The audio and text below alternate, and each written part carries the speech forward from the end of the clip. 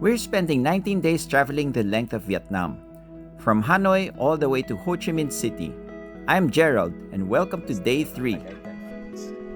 Today we're leaving the busy streets of Hanoi behind and heading 6 hours into the mountains, to one of Vietnam's most famous destinations, Sapa. But getting there is only the beginning. Today we'll discover a completely different side of Vietnam, walk through one of its most photographed mountain villages, and uncover a surprising piece of French history hidden beside a waterfall. Come along!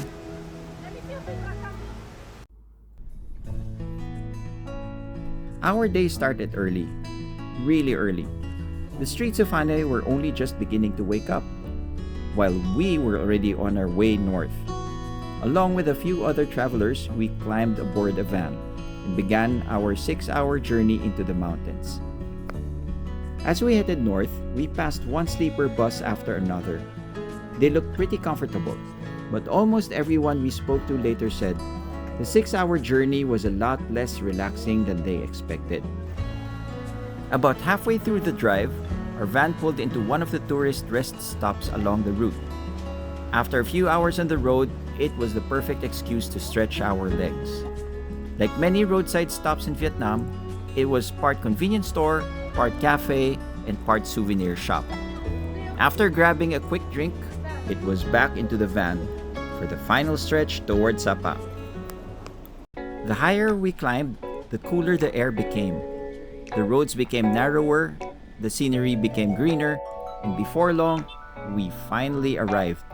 After 6 hours on the road, it was hard to believe that we were still in the same country we'd woken up in that morning, Sapa. Our first impression was just how different it felt from Hanoi. The pace was slower, the temperature noticeably cooler, and instead of skyscrapers, the mountains surrounded the town from every direction. After checking into our hotel, we met up with our guide, grabbed lunch, and headed straight into one of Sapa's most famous attractions, Cat Cat Village. Hi guys! We're here in Tagaytay City today. Yeah, No, just joking. We're in Cat Cat Village, or Cat Cat. But it does give us the Tagaytay feels. Just a few minutes outside Sapa town, a stone pathway leads down into the valley. As we walk through the entrance, one thing immediately caught our attention. Traditional Hmong clothing was everywhere, not just being worn, but available to rent. Shop after shop offered colorful embroidered outfits, complete with accessories for anyone wanting to experience the village dressed in traditional clothing. And plenty of people were doing exactly that.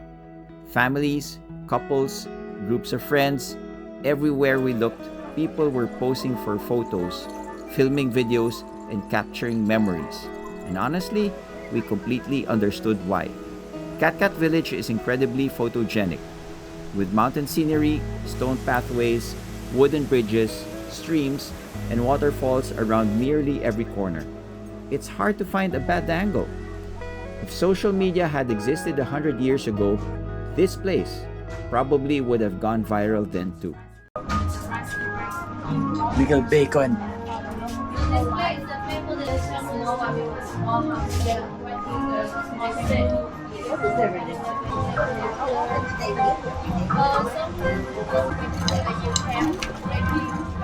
The deeper we walked into the valley, the more Cat Cat Village began to unfold. Wooden houses clung to the hillsides, stone pathways wound their way through the village, small streams flowed alongside the trails, connecting one scenic viewpoint to the next. It never felt like there was just one thing to see. Every few minutes, there was another bridge, another waterfall, another quiet corner worth stopping for. It was easy to understand why so many people spend an entire afternoon here.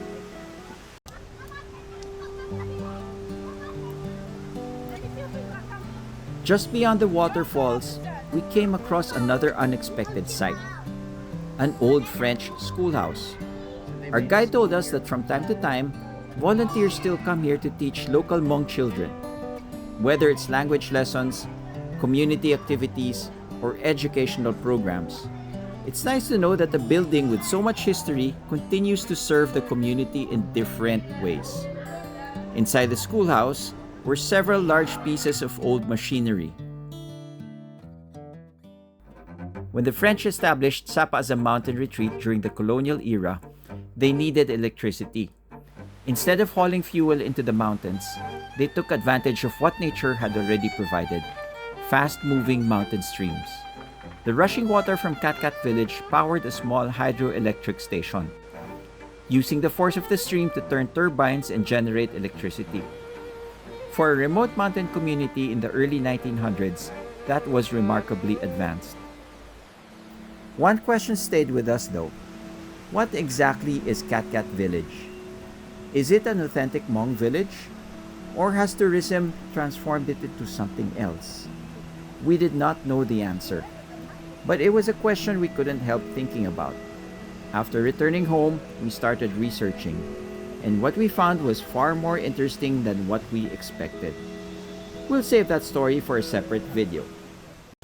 Of course, not everything here is about history. Sometimes it's simply about having fun. One attraction we couldn't resist was the rainbow slide. It was faster than we expected. And judging by all the laughter echoing down the hillside, we weren't the only ones enjoying it. No matter how old you are, there's always something about a giant slide that brings out the kid in you. And honestly, that's one of the things we love most about traveling. Not every memory has to teach you something. Sometimes it's just about simply having fun. As the afternoon drew to a close, we joined the other visitors for one final experience, a traditional cultural performance set against the backdrop of the mountains. The music, the dancing, and all the colorful performances celebrated the traditions of the region, bringing a fitting end to our first day in Sapa. When we first planned this trip, we knew Vietnam would be diverse, but we didn't expect it to change this quickly. Just yesterday, we were weaving through the busy streets of Hanoi, surrounded by scooters, historic landmarks, and the constant energy of the capital. Today, we found ourselves in the mountains, walking across bamboo bridges, listening to waterfalls, learning about a hidden piece of French engineering, and experiencing a completely different side of the country. It's one of the things we've come to appreciate most about traveling through Vietnam. Every destination feels like its own little world, and we've only just begun. Tomorrow, we'll continue exploring everything Sapa has to offer, from breathtaking mountain viewpoints to one of the highest peaks in Indochina. If you've enjoyed coming along with us so far, we'd love to have you join us for the rest of the journey. We're traveling all the way from Hanoi to Ho Chi Minh City, one day at a time. And if Cat Village left you with as many questions as it did for us, keep an eye out for our companion video. We'll take a closer look at its fascinating history, who the Hmong people are, and whether Cat Village is exactly what it appears to be. Until then, thanks for traveling with us. We'll see you in day 4.